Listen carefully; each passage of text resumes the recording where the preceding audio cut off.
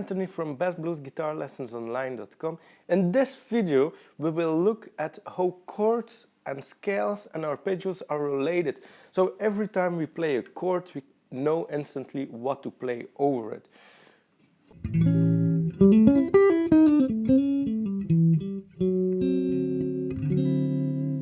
For instance, if we play certain chord changes,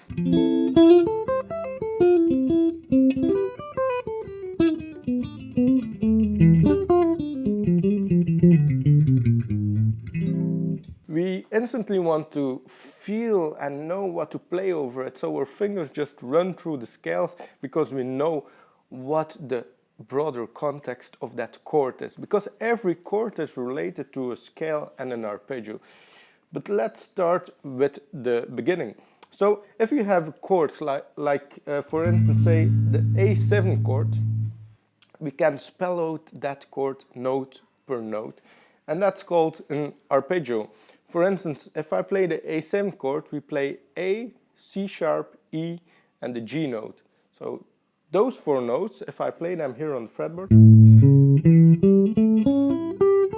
are forming an arpeggio. And these arpeggios are really great structures to feel how we can solo over our chords. Say for instance, this chord is playing in a certain chord progression, then I can just play the arpeggio, and I can phrase the arpeggio any way I want. So I can make the arpeggio say something like, I know I also included the note of the minor pentatonic, but that's the broader context of the blues, that we can use notes from both arpeggios, from the minor pentatonic, major pentatonic, and also the dominant pentatonic scale. And what is the dominant pentatonic scale? That's a great question. That's if we look at the A7 chord, the minor pentatonic isn't really the best fitting scale to play over such a dominant chord, because we have like the C sharp and the arpeggio and the chord and the arpeggio as well, it's the same thing.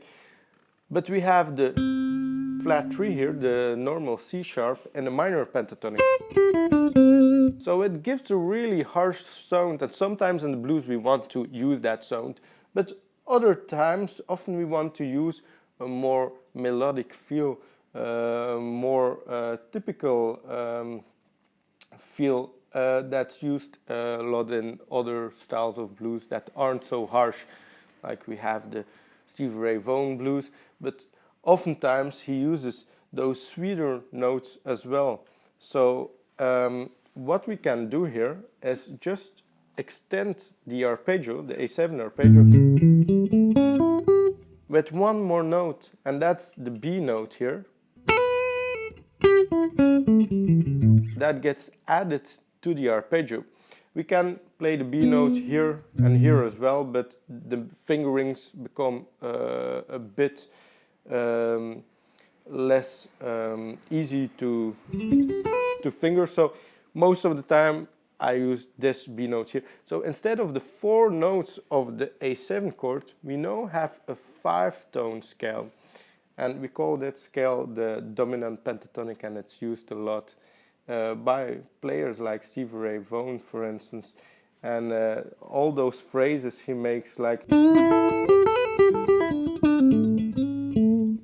we're adding this note.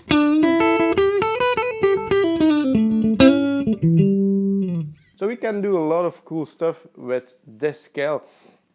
And I've written a guide with tablature and text if you want to go deeper into which scales and which arpeggios to play over each chord when you improvise.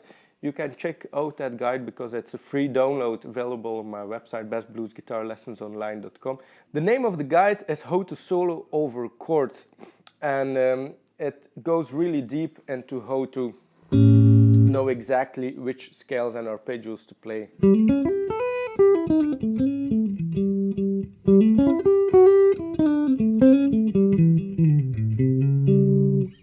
If you want to go really deep and study all those things in depth, I've written also a broad course that's called The Essential Blues Guitar Soloing Lesson, where I go into the various types of blues guitar soloing to play over the chords, essentially, because we want to unstuck ourselves from playing blues guitar lines like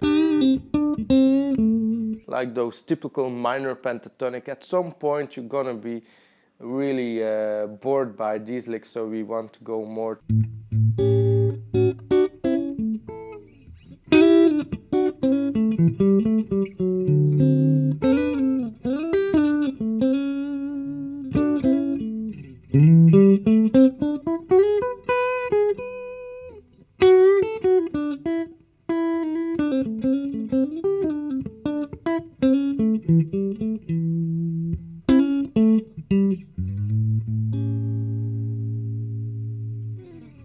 So now I'm playing more over the chords, and would recommend you to check out the guide. If you have any questions, feel free to ask them here in the comment section on YouTube. If you haven't subscribed to the channel, please do that, because it supports the channel and I really appreciate that.